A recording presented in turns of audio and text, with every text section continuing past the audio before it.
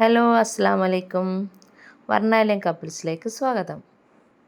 ഇന്ന് പെയിൻറ്റിങ് അല്ല, ഒരു ചുരിദാറുമായിട്ടാണ് ഞാൻ വന്നിരിക്കുന്നത്.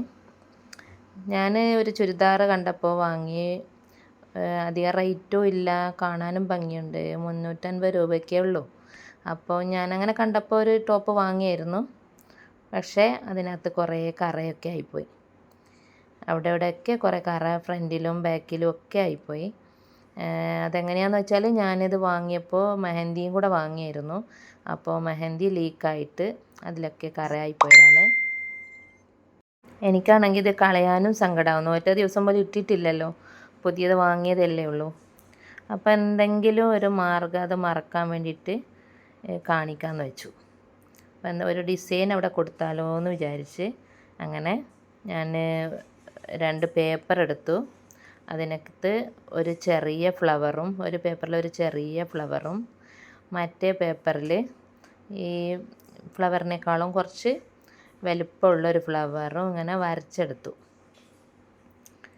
എന്തെങ്കിലും ഒരു ഡിസൈൻ വേണമല്ലോ അത് മറക്കാൻ, അതിന് വേണ്ടിയിട്ട്. എന്നിട്ടത് ഞാൻ കത്രിക കൊണ്ടൊന്ന് വെട്ടി ഷേപ്പായിട്ട് എടുക്കാൻ വേണ്ടിയിട്ട് ആദ്യം പേപ്പറിൽ ചെയ്തതാണ്. തുണിയിലാണ് ചെയ്യാൻ ഉദ്ദേശിച്ചത്. അപ്പോൾ തുണിയിൽ ഡയറക്റ്റ് വരച്ചിട്ട് തെറ്റിപ്പോണ്ടെന്ന് വെച്ചിട്ടാണ് പേപ്പറിൽ ആദ്യം ഒന്ന് വരച്ച് വെട്ടിയെടുത്ത്. ആദ്യം വിചാരിച്ചത് ഞാൻ അവിടെ എന്തെങ്കിലും ഫാബ്രിക് പെയിൻറ്റ് കൊണ്ട് ഡിസൈൻ ചെയ്താലോ എന്നായിരുന്നു വിചാരിച്ചത്. പിന്നെ ആലോചിച്ചപ്പം അത് വേണ്ടാന്ന് വെച്ചു. ഡിസൈൻ ചെയ്യാൻ മുന്നേ ഇങ്ങനെ ഇരുന്ന് കുറേ ചെയ്യണമല്ലോ. അപ്പം ഇതാകുമ്പം കുറച്ചും കൂടെ എളുപ്പമാണ്. അപ്പം ഈ ഐഡിയ തോന്നിയപ്പോൾ പിന്നെ വിചാരിച്ചു എന്തായാലും ഇങ്ങനെ ഒന്ന് ചെയ്യാൻ. അതാണിപ്പോൾ ഞാൻ പേപ്പറിൽ ഇങ്ങനെ വരച്ചിട്ട് കട്ട് ചെയ്തത്.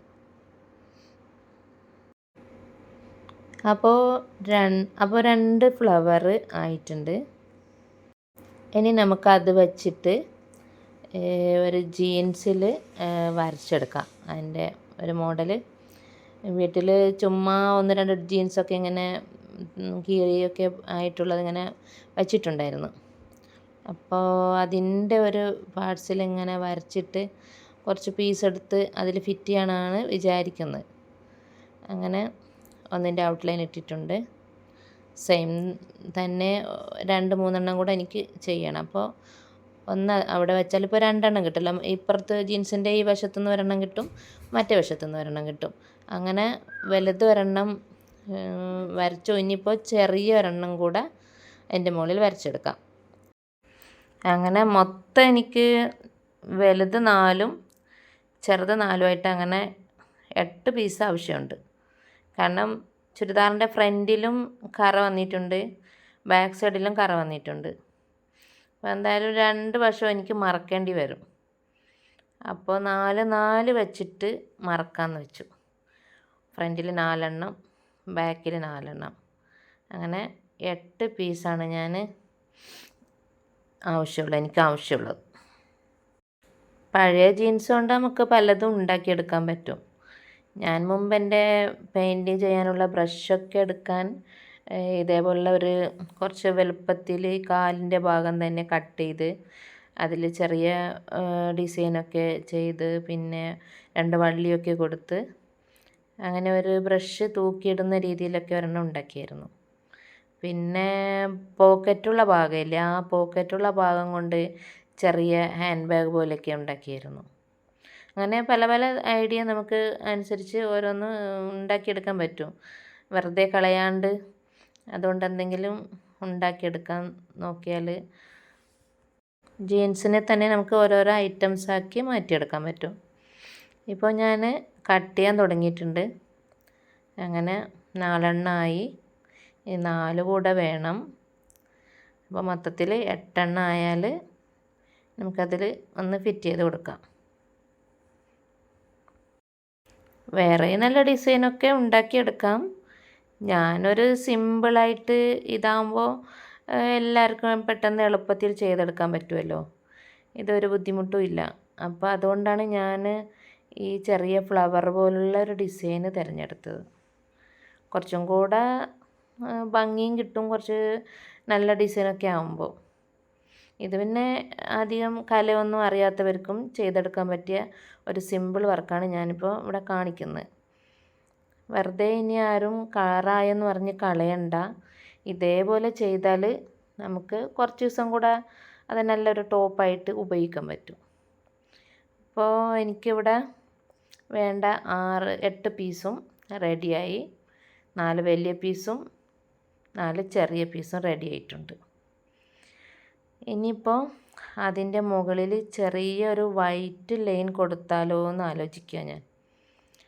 ഇങ്ങനെ ആകുമ്പോൾ എന്തോ ഒരു പ്ലെയിൻ പോലെ ഇങ്ങനെ കിടക്കുമ്പോൾ അത്ര ഭംഗി തോന്നുന്നില്ല എനിക്ക്.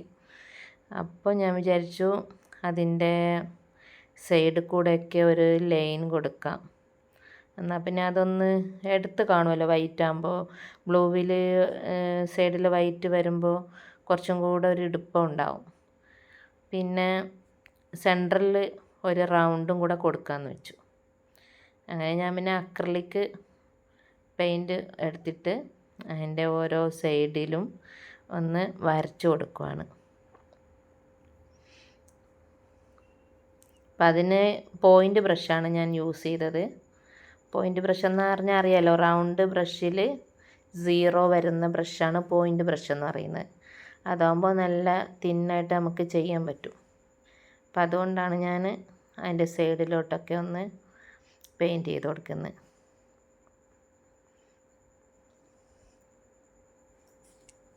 എൻ്റെ ഈ വർക്ക് ഇഷ്ടപ്പെട്ടെങ്കിൽ എൻ്റെ ചാനൽ സബ്സ്ക്രൈബ് ചെയ്യുക, ലൈക്ക് ചെയ്യുക, കമൻറ്റ് ചെയ്യുക, മറ്റുള്ളവരിലേക്ക് നിങ്ങൾ ഷെയറും ചെയ്യുക. എനിക്കിതേപോലെ എന്തെങ്കിലും ഐഡിയാസ് വേണമെന്നുണ്ടെങ്കിൽ പറഞ്ഞാൽ ഞാൻ അറിയാവുന്ന ഐഡിയാസൊക്കെ പറഞ്ഞു തരാം. ഇതിനകത്ത് കൂടെ ഞാൻ കാണിച്ചു തരാം. ഫ്ലവറൊക്കെ ഏകദേശം റെഡി ആയിക്കൊണ്ടിരിക്കുകയാണ്. ഇനി 3 ലൈൻ ഇടാൻ ബാക്കിയുള്ളൂ. അതും കൂടെ കഴിഞ്ഞാൽ ഒരു അരമണിക്കൂർ വേണ്ട, ഒരു 10 മിനിറ്റോ 1/4 മണിക്കൂറൊക്കെ വെക്കുമ്പോഴേക്കും ഇത് ഉണങ്ങി കിട്ടും. അക്രിലിക് പെയിൻ്റ് ആയതുകൊണ്ട് അത് അധികം ടൈം എടുക്കില്ല, പെട്ടെന്ന് ഉണങ്ങും. അപ്പോൾ അത് കഴിഞ്ഞാൽ തന്നെ നമുക്ക് ഒന്ന് സ്പേസിലൊക്കെ ഒന്ന് വെച്ച് നോക്കിയിട്ട് എവിടെയാണ് ഫിറ്റ് ചെയ്യേണ്ടതെന്ന് നോക്കിയിട്ട് നമുക്ക് ഫിറ്റ് ചെയ്ത് തുടങ്ങാൻ പറ്റും. അപ്പോൾ ഫ്ലവറൊക്കെ ശരിയായി റെഡിയായി.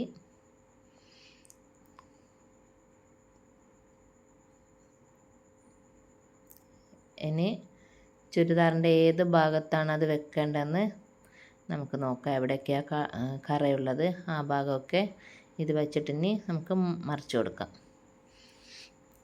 അപ്പോൾ ചുരിദാർ എടുത്തു ഞാൻ.